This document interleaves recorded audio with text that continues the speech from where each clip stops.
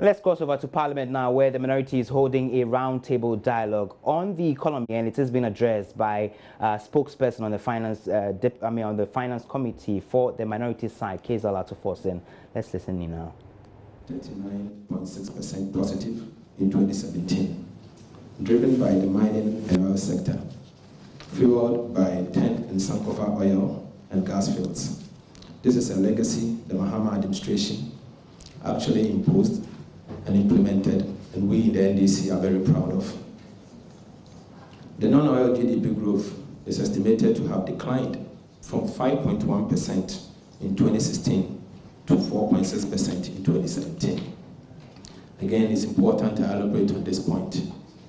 Let us not be deceived by overall GDP growth, because it's the non-oil GDP growth that is actually what creates jobs for me and you to benefit. So if you were to assess the non-oil GDP growth being the red sector growth, you will notice that the economy actually could not grow in 2017 comparatively to what we saw in 2016. For 2018, looking at the quarter-on-quarter structure, sectoral and GDP growth, oil GDP growth declined from 2.1% in the fourth quarter of 2017 to 1.5%. In the first quarter of 2018, growth in agriculture sector is estimated to have declined from 2.9% in the fourth quarter of 2017 to 0.4% the first quarter of 2018. Growth in the industrial sector declined from 4% in the fourth quarter of 2017 to 2.3% in the first quarter of 2018. It is only the service sector that growth improved from 0.9% in the fourth quarter of 2017 to 1.2% in the first quarter of 2018. Given this, the legitimate question to ask is, can the impressive oil sector growth of the economy in 2017 be sustained in the short to medium term? Now I'll take you to fiscal. The fiscal deficit is estimated to have dropped from 9.3% on commitment basis of GDP in 2016 to 6% on cash basis. All of a sudden, the Ministry of Finance has stopped reporting on commitment basis because they know that they are accumulating arrears and sweeping it under the carpet. The reduction in fiscal deficit turnaround was achieved mainly through expenditure cut of 1.3% of GDP and a capping of transfers to earmark funds at 25% of tax revenue, resulting in the suspension and postponement of major projects. The question again we ask is, for how long can these projects be suspended or postponed for fiscal prudence at the peril of an improvement in the living standards of Ghanaians? Ladies and gentlemen, I will now take you to revenue. Let me begin with a quotation from no less a personality than the current Vice President and the head of the President Akufo-Addo's economic management team, Dr. Mahamudu Bawumia, on the 6th of June 2016 at a rally in Tema. Ladies and gentlemen, the Vice President said that we will move this country from taxation to production. I have worked as a governor of Bank of Ghana before. There is money in this country. We don't need to tax the poor to give them a better living condition. Ladies and gentlemen, this is what the Vice President said on 6th of June 2016 at Tema.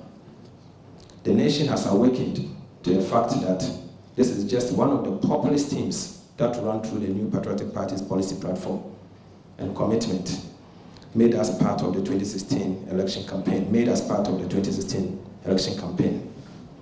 It will be recalled that they promised the good people of Ghana that a number of taxes, including many that were temporarily introduced by the then NDC government to stabilize the economy, would be scrapped should they be elected into power.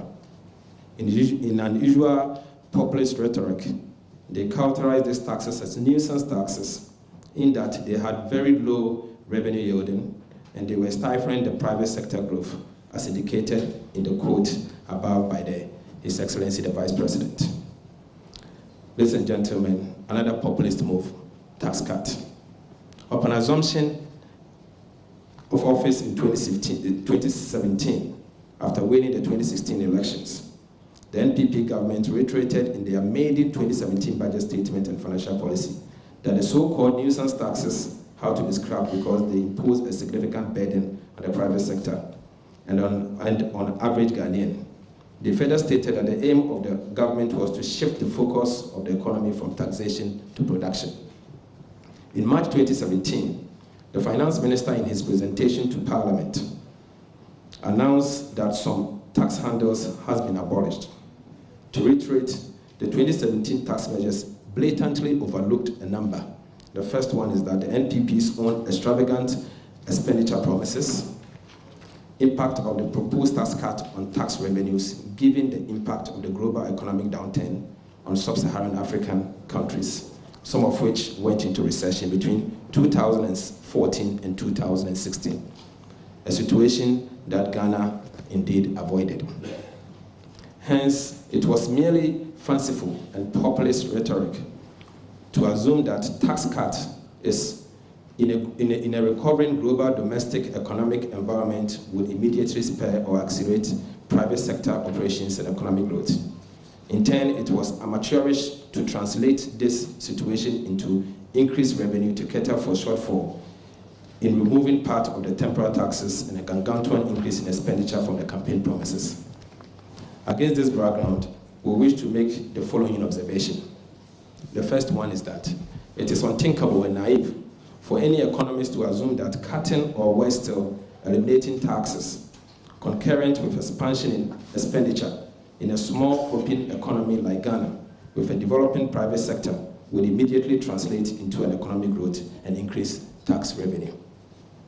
Hence, in 2017, not even the increased petroleum revenue from additional crude oil and gas produced, as well as the recovery in oil prices, has been able to take care of the overall shortfalls, revenue shortfalls.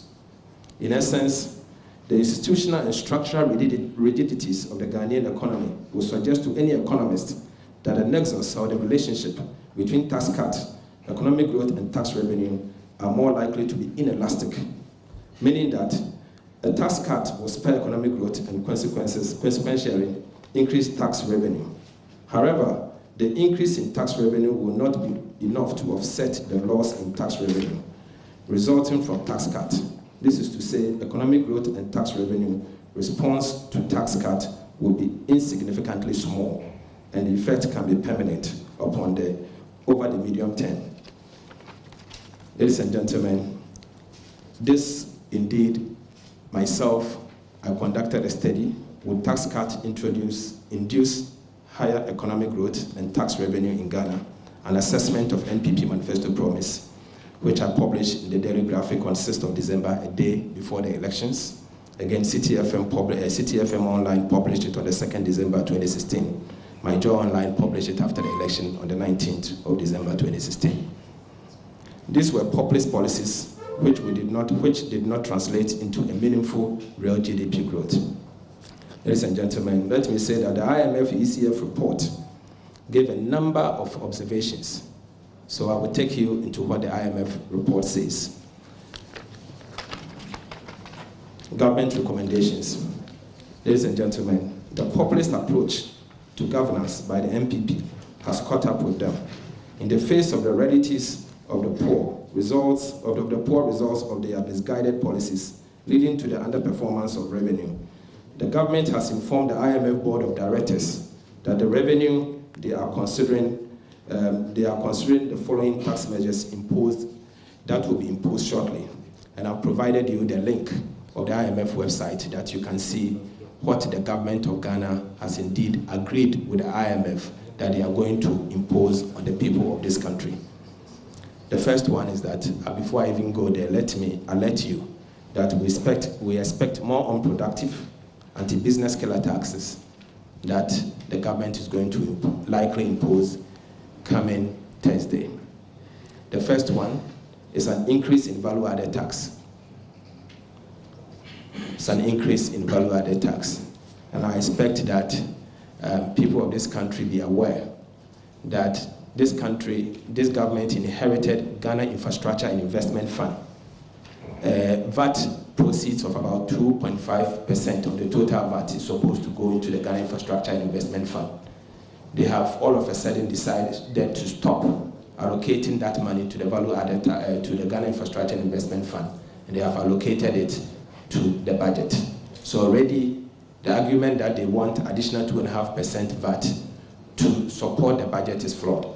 They have taken the Ghana Infrastructure Investment Fund money already to the budget. The introduction of a corporate minimum tax. Government is putting in place measures to introduce a minimum corporate income tax of 2.5% on turnover for all companies, irrespective of whether they make profit or loss.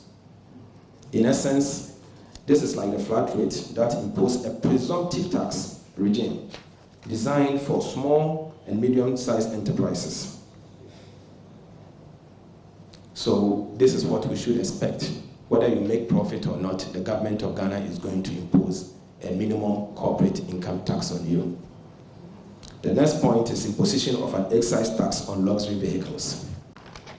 An imposition of excise tax on luxury vehicles. Under this policy, the Akufo-Addo government is set to impose an excise tax of 10% on luxury vehicles. That is, vehicles with engine capacity above 3.5 cc. So going forward, if you are to import any vehicle above 3.5 cc, the description would be that that vehicle is a luxury vehicle. The fact that the current progressive regime already imposes a higher excise and import duty on these vehicles, the government is ignoring it. The petroleum excise tax also embeds a progressive use tax regime for these vehicles. So this is going to be like a double jeopardy. The next point is that they are going to reintroduce the reintroduction of supposedly abolished taxes. Ladies and gentlemen, in the IMF staff report again, the government has agreed with the IMF that not long ago, the VAT on fee-based financial services and real estate, they are contemplating bringing them back. So the question is, why did you remove it in the first place? And then you turn around to say that you are going to bring it back. We are all watching them. We are watching. The next point is an increase in communication service tax from the current 6%. So our friends in the telco business, communication service tax is going to go up from 6% to up to 12%. And this is, again, in the IMF document that I've provided a link to you. Now, the argument is that initially they had wanted to introduce the chop money tax. We call it umbrella tax. It's VAT, a tax on mobile money. The government decided to backtrack. Now they are bringing a tax, additional tax on communication service tax. Increased net contribution to NHIL. And ladies and gentlemen, if you give me a chance, I will elaborate on this one. Government will soon burden workers and employees with 1.5% and 1% respectively. So if you are an employee, you are going to pay 1.1%, an employer is going to pay 1.5%. This is a measure by a government that promised to tackle the National Health Insurance Program from a more competent cost approach. This increment would have been entirely unnecessary had government not taken the unwise decision to cap the accruals to the National Health Insurance Levy. It appears that the government is seeking to punish the poor taxpayer after its own flawed policies that had led to a cash crunch for the scheme. A case in point can be traced to the budget statement, the 2008 budget statement, Appendix 2018 budget statement, Appendix 4B. And it shows that National Health Insurance should have had 2.2 billion, but the government decided to allocate 1.8 billion to the fund. What this means is that the remaining 419 million was used to fund the budget. Now, you have capped the budget and taken the National Health Insurance money, 420 million. In spite of that, you have decided to increase net contribution to the National Health Insurance Levy. I think we'll have problems with that. It is worth noting that as long as the capping remains in place, any additional revenue accruing from the increased deduction from SNET contribution will not plug the funding gap that has been used as justification for the deduction in the first place. The amounts so accrued will not be capped. This means that Ghanaian workers will not have the deduction made from their SNET contribution that will not entirely be used to finance the National Health Insurance Scheme or their health care needs. Again, the government intends to extend the National Fiscal Stabilization Levy. The National Fiscal Stabilization Levy will be broadened. Ladies and gentlemen, you agree with me that the government decided to extend the National Fiscal Stabilization Levy that was supposed to have expired in the year 2017. They extended it for 2 more years, additional years, for 2018 and 2019. They intend to take it off in the year 2020 during the election year. Now, what they intend to present before Parliament is that they are going to extend the coverage. The original National Fiscal Stabilization Levy was supposed to cover only 8 companies, or in a sector, 8 sectors. Now they are going to expand it to cover all sectors of the economy. Double jeopardy. Ladies and gentlemen, it is appropriate to quote our Vice President once again.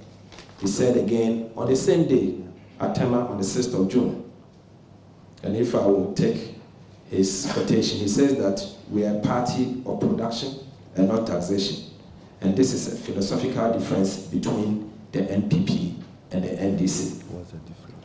Your guess is as good as mine as to the accuracy of this claim in light of all the taxes the Akufo-Addo government is heaping on Ghanaians. Additional impositions and appropriations. In spite of all these taxes, they have others they intend to do. The first one is sale of state asset and monetization of gold royalties. In the budget statement, they have earmarked and they've said that an amount of 1.7 billion will be achieved from divestiture, sale of state assets, and 1.4 billion from the monetization of royalties, in particular that of gold.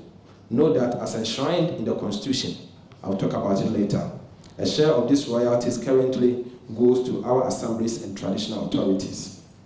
Another double jeopardy, given that the central government is already capping the disassembly common fund that is due to go to our local assemblies at the sub-national level. They also intend to sell communication spectrum. They will sell communication spectrum and they're expecting to raise an amount of $50 million US. In spite of that, the telcos are now being coerced to pay upfront what we call the prepayment of telcos license fees. So if you're a telecommunication company, your license is due for renewal, let's say in 2019 and 2020. Because the government is cash-strapped, they are now talking to the telcos to pay upfront. This, indeed, is not the way to go. It is prepayment. And the classification, it is a short-term liability and is part of public debt. Let me also say that the unprecedented and tax and levy measures, the government intend to raise additional 3.8 billion Ghana cedis from the 1.7 billion divestiture, royalties of 1.4, communication spectrum and telcos fees of 700, all to put together will give you 3.8 billion. We want to take this opportunity to caution the government against the failure to carefully assess the impact of these transactions on future revenues and its flexibility going into the future. In addition, the implication for assemblies and traditional authorities, the government need to bear in mind that the planned monetization of mineral royalties will not be debt neutral. We disagree with them that they cannot classify it as if it's not part of public debt. This is because we all know that prepayment is a long-term liability and it should be classified as part of public debt. Such, should they be successful in getting Parliament to approve it? Anyway, we haven't gotten there yet, so if Parliament approves it, then we are going to get them to classify it as such. But we can assure our civil society organization and the people of this country that the minority will put up a good show. Let me also refer them to the Constitution, Article 267(2) and Article 2676 of the Constitution. That reminds them that the government cannot monetize the gold royalties for the purposes of financing the national budget. Since Article 2676 of the Constitution is very clear on how the revenue should be shared among the traditional authorities and the assemblies at the sub-national level. We, the minority members of Parliament, will resist any attempt to disregard the Constitution of the Republic of Ghana. Ladies and gentlemen, I will now take you to public debt. And again, the vain promise that we will not borrow. The vain promise. Ladies and gentlemen,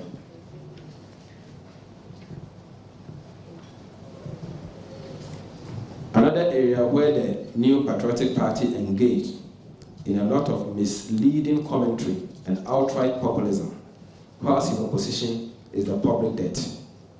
Amidst the deliberate misrepresentation of the fact about our own debt position, its computation and rationale for borrowing, they also claim to possess the magic to mobilize domestic resources to finance their campaign promises. They dismiss borrowing as a lazy man's approach to economic management and promise a different paradigm. Contrary to this claim, our public debt has ballooned from 154 billion to 154 billion, excluding the energy bond of 4.7 billion, as at May 2018, from the 122 billion in January 2017. Can I take that again? Contrary to this claim, our public debt has ballooned to 154 billion cedis, excluding the energy bond of 4.7 billion, as at May 2018, from what they inherited, 122 billion, as at January 2017. The public debt is expected to increase further by 3.8 billion should the financing plan that I talked about, 3.8 billion financing plan of selling state assets, monetizing mineral royalties, get telcos to pay upfront, amounting to 3.8 billion. Should that fail to go up, should that fail to materialize, then the public debt is going to go up by 3.8 billion. In addition to this, the government has issued a bond of 2.2 billion to Ghana Commercial Bank, GCB, in respect of the assumption of the collapse of the UT Bank and Capital Bank. This has added to the public debt and will be borne by the poor taxpayer. Furthermore, the government has earmarked another 2.3 billion cedis as a possible cost to the taxpayer should Unibank collapse. This means that the financial sector related costs for 2018 will also increase the public debt by 4.5 billion cedis. The two put together, 2.2 billion and 2.3 billion. We were the first to bring this to the attention of Ghanaians. This issuance of public debt to defray private debt was not done in a transparent manner, as the policy was not presented to Parliament and the public for debate before agreement was reached with GCB, the IMF, and other stakeholders. The debt service commitment will be met from taxes imposed on Ghanaians as a precautionary against similar occurrence in future. We, the minority, will urge the government to adopt the non-performing asset recovery trust, what we call the NAPAT approach. On page 170 of the 2018 budget, the following plan for mobilizing resources were outlined by the government. And the government said that they are going to borrow from the domestic market for the purposes of financing the deficit in the budget, an amount of 8.2 billion. Again, they are going to draw down on project loans of about 2.9 billion. Issuance of sovereign bond, which they were successful, they are going to draw down an amount of 4.7 billion. Now, what we are saying is that if you are to add everything together, the borrowings plus a possible failure to monetize the mineral royalties and others is going to add up to about 24.7 billion. Based on what I've said earlier, we in the minority project that in the year 2018 alone, the government will be adding about 25 billion to the public debt stock. 25 billion to the public debt stock. This will add to the borrowing for 2017 of about 26 billion. The public debt therefore can be projected as end of 2017 by end of 2018 to be 173 billion cedis. 173 billion cedis. indeed, this will take us above the 70% threshold. 70% threshold of debt distress. Of a debt distress country. Now I'll take you to GNPC. The Ghana National Petroleum Company intends to borrow an amount of $564.81 million to fund its operations, including $100 million for the construction of agricultural roads, $20 million for the construction of its corporate head office in Accra, $10 million for the construction of an operational office in Takoradi, $13.4 million to refurbish its petroleum house, $2 million to build a transit quarters for staff visiting Takoradi, and among others, all in US dollars. And this was presented to the Parliament of the Republic of Ghana. We are concerned about GNPC's borrowing outside of its core mandate, which constitutes yet another instance of flouting of the petroleum laws, notably provisions related to the annual budget funding amount under the Petroleum Revenue Management Act. We want to remind GNPC that Section 15 of the Petroleum Exploration and Production Act, Act 919, 2016, stipulates that any borrowing exceeding the equivalent of $30 million for the purposes of exploration, development, and production shall be approved by Parliament and shall be in consonance with the Petroleum Revenue Management Act, Act 815, 2011. GNPC has not presented anything before Parliament for Parliament to give them an approval to undertake this borrowing exercise. Yet we are aware that they have gone very far in securing this loan. We know their chairman recently bought buses for his party, and we are interested in this matter. We are interested in this matter.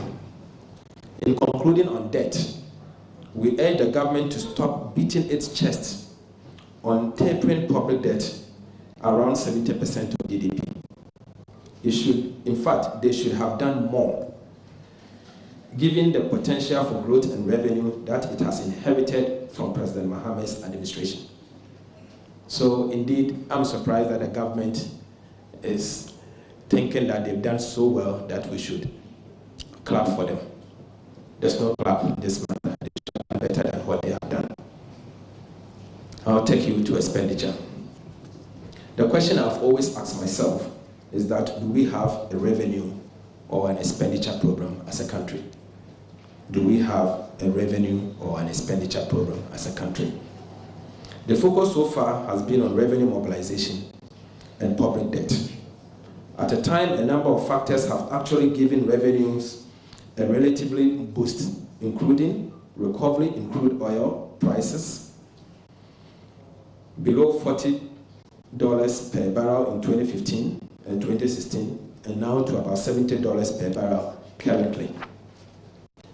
Additional crude oil and gas flows from TEN and Sankofa fields at a relatively higher prices noted above, which led to an increase of about 82% in oil and gas revenue for 2017 alone.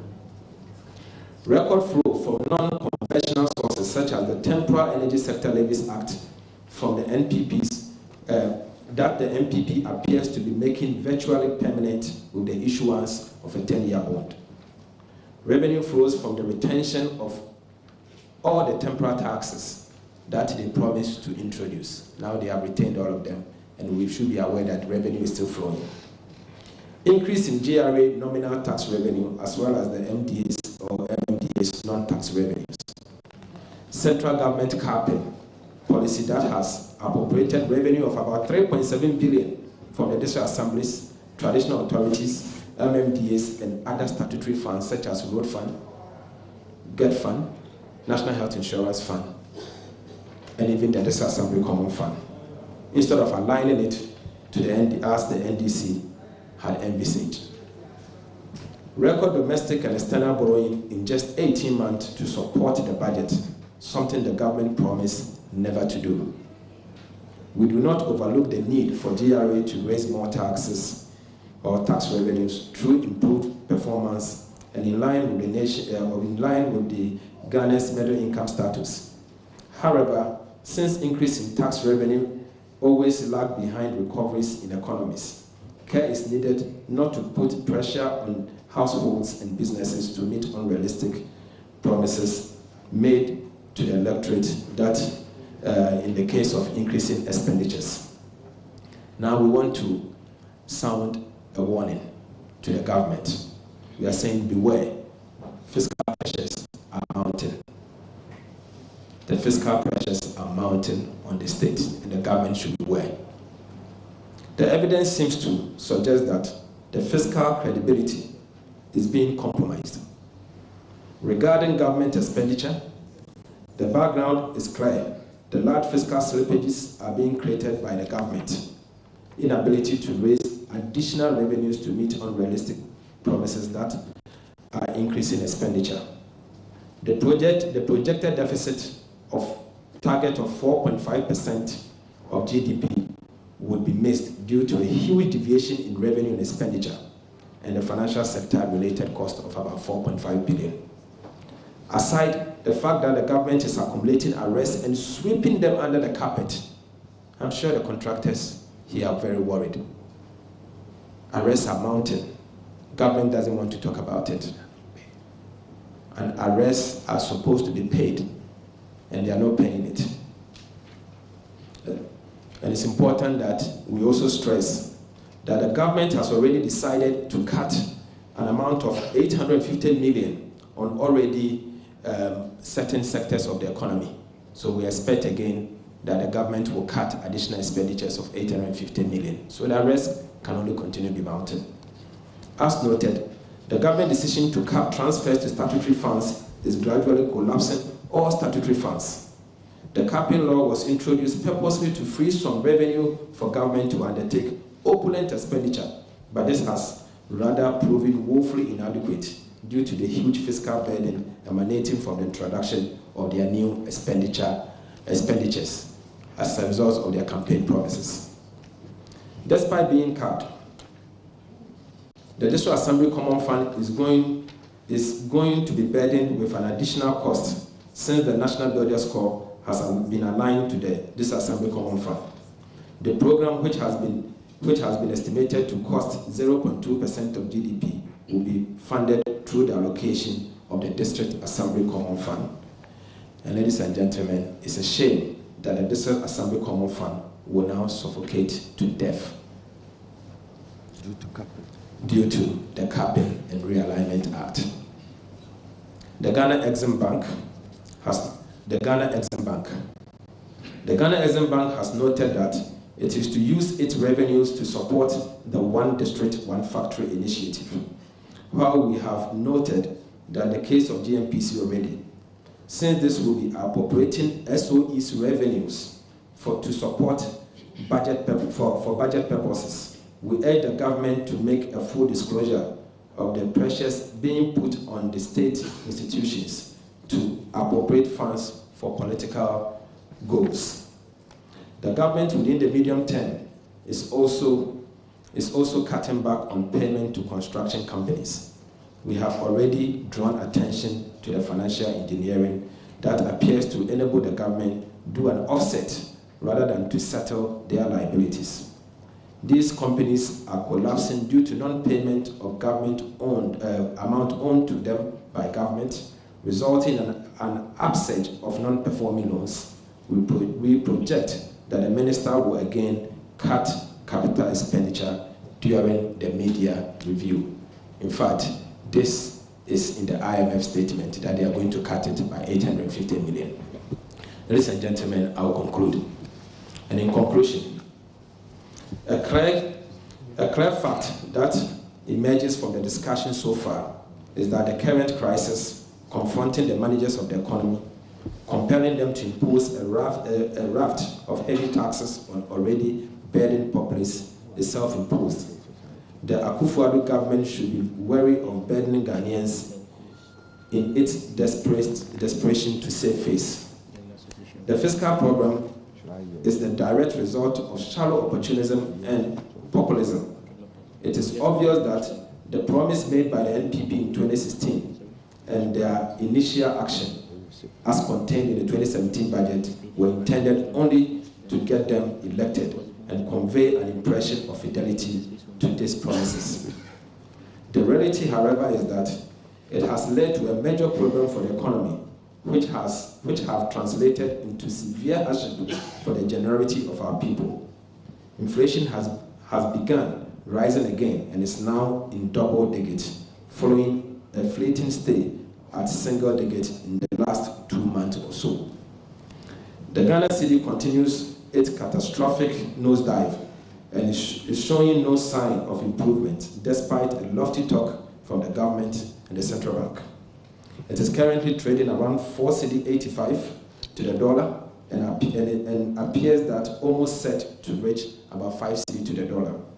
Before the end of the year. If the trend is not kept immediately, this will happen before the end of the year. This has in turn led to a steep rise in prices of goods and services, leading to more hardship for the people. Fuel prices have increased astronomically, as have the transport fares as well. Key campaign promises like one district, one factory, one village, one dam, among others, remain unfulfilled, with contradictory pronouncements from various government officials as the status of this project. This is now the order of the day, very contradicting each other. Somebody says 10, others say 6, somebody says 0. Contrary to the promise not to borrow, the Akufo-Addo government is borrowing at breakneck speed in an alarming proportion. Almost 2 years in office, they have borrowed nearly half of what the NDC borrowed in 8 years. More worrying, they have virtually no serious capital investment to show for this level of borrowing, except a reckless dissipation of borrowed funds on consumption, thus saddling present and future generations with debt they will struggle to pay in future. This has come at a time when a major crisis is inflicting the health sector, where patients is critically needed of healthcare are being turned away or are treated in dehumanizing condition owing to severe congestions. This is made all the more problematic by the fact that apart from its inability to make any investment in the expansion of healthcare, the Akufo-Addo government has inexplicably decided to allow huge investment made by President John Dramani Mahamad's administration in healthcare infrastructure to rot away by refusing to either operationalize them or complete them. Ladies and gentlemen, instead of a clear program to address these concerns, the government has rather chosen to compound the suffering of Ghanaians by introducing more taxes after making a song and dance out of the removal of the supposed nuisance taxes. These taxes will no doubt hit Ghanaians' households and businesses very hard and further erode their already dwindling disposable income. All of this is happening at a time of great waste and profit legacy by the government. Only last week, the Auditor General report in the activities of the MDAs revealed that nearly $1 billion Ghana cedis had already been squandered or wasted at the Ministry of Finance. Ministry of Finance. Ladies and gentlemen, I'm sure everybody saw the pack where Ministry of Finance is leading it with almost 632 million Ghana cedis as a result of infractions, failure to collect withholding taxes, and others. The conduct of the Akufo-Addo government clearly underscores the need to be wary of boastful politicians who tout capacity that they do not possess, promise heaven and deliver hell, and above all, prepare to use the most disingenuous falsehood and roses to capture political power. In them, we are seeing a government that clearly lied to the people and claimed it was going to be able to raise revenue to meet every expenditure without borrowing and affecting traditional expenditures.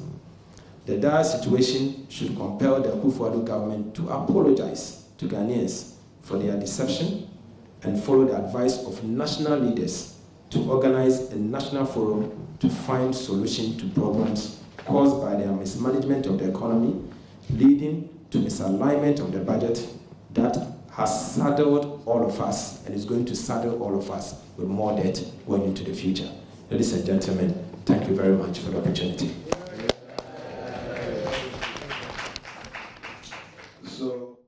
So you had the minority spokesperson on finance, Kezala Forson, addressing that gathering. They've been essentially giving the state of the economy and some expectations ahead of the mid-year budget review by the finance minister on Thursday. Some highlights: they say they expect more unfriendly and anti-business taxes to be introduced. They talk about the increase in VAT, for example. They also talk about corporate tax introduction, some 2.5% of turnover on all companies.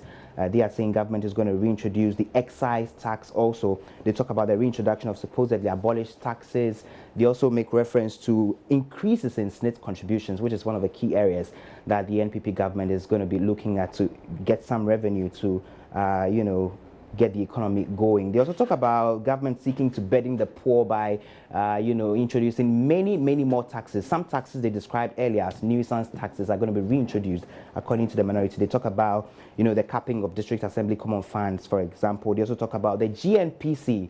Specifically, they say the GNPC has, in the past few months, been embarking on some infrastructure projects, and they are interested in the finances of the GNPC, especially also because their board chair, Freddie Blair, recently was in the news supposedly to have bought some 100 vehicles or buses for the NPP. And so those are some of the highlights of this particular press conference that's organized by the minority ahead of the mid-year budget review by the finance minister on Thursday. We'll be dissecting this issue in subsequent bulletins. But this is still News Desk. We have our agenda on traffic lights and also a piece on Cocoa Roads from Amenfi West. Please stay.